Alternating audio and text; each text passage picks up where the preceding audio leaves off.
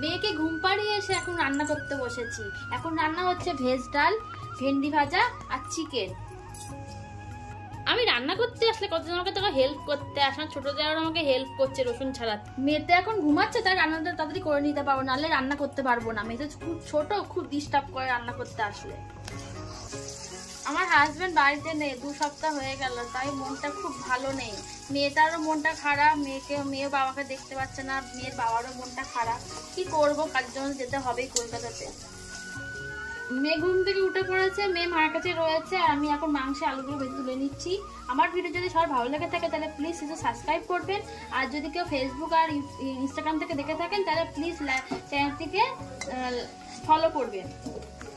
আমাদের সাথে গল্প করতে করতে আমার আলু ভাজা হয়ে গেছে, আর এখন ফোড়ন দিচ্ছি আমি জিরে, গোটা গরম মশলা, আর হচ্ছে তেজপাতা, আর দেবো শুকনো লঙ্কা।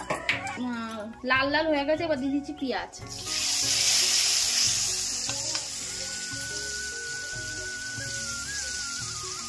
আমার মাংস কষানো হয়ে গেছে, তাই 1 পিস মাংস তুলে নিয়ে দেখছি যে কেমন হয়েছে।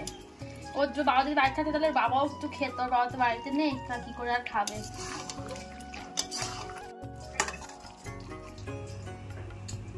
ভাই এখন এত বড় গামলা ভরলে অনেকটা মাংস, মাত্র 2 পিস মাংস খাচ্ছি।